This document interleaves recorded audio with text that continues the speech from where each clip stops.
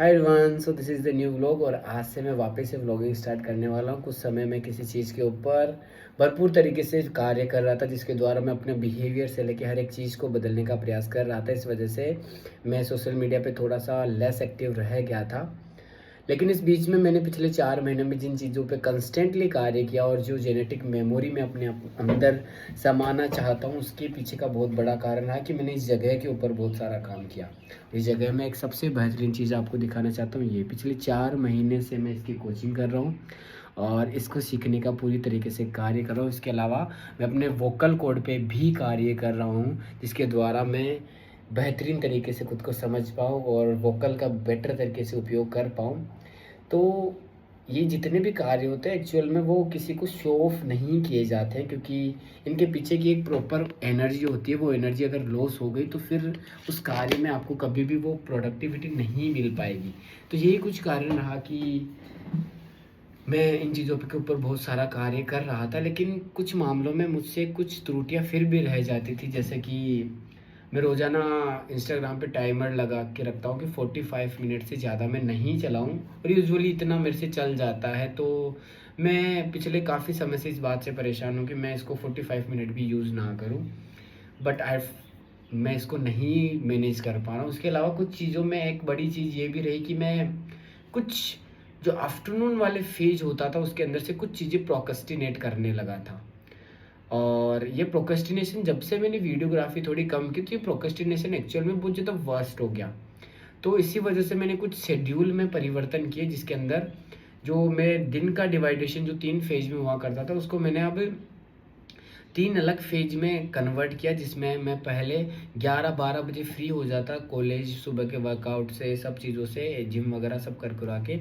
लेकिन अब मैंने इसको शिफ्ट करके थोड़ा-सा रीशेड्यूल्ड किया है, ताकि मैं आफ्टरनून में थोड़ा-सा डिसबैलेंस ना हूँ। तो मैंने अब कॉलेज जाने का जो डिसीज़न लिया है उसको बदल के मैं आफ्टरनून में कॉलेज जाना प्रारंभ करूँगा, ताकि मेरा जो डोमिनेट करने का जो तरीका है वो थोड़ा-सा बना रहे। पिछले 15 दिन से या 5-6 दिन से मैं करने का प्रयास कर रहा हूँ, और पिछले 5 दिन से मैंने अप्लाई भी किया है कि मैं जा रहा हूँ।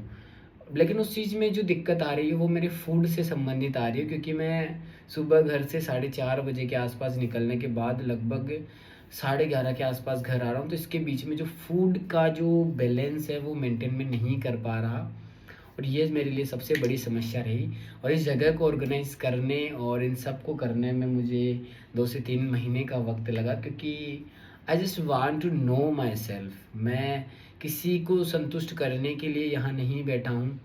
मेरे को किसी को कुछ बन के, किसी को करके कुछ दिखाना नहीं है। I just want to dominate to myself. इसी वजह से जितना भी हार्ड वर्क आप देखते होंगे सोशल मीडिया के मेरे द्वारा, मुझे वो बिल्कुल भी इतना ज़्यादा इतना फ्लक्चुएशन देने वाला नहीं है कि मैं उसको बढ़ा चढ़ा के बताऊँ कि मैंने इतना हार्ड वर्क किया है।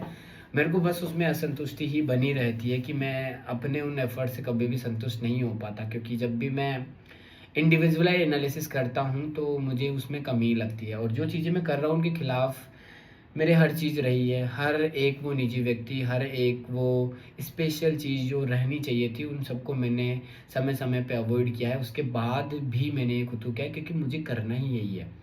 और किसी को ये पसंद आए या नहीं आए, किसी को इस चीज़ के ऊपर गाली निकाले या थप्पड़ मारे, मुझे I don't care about it.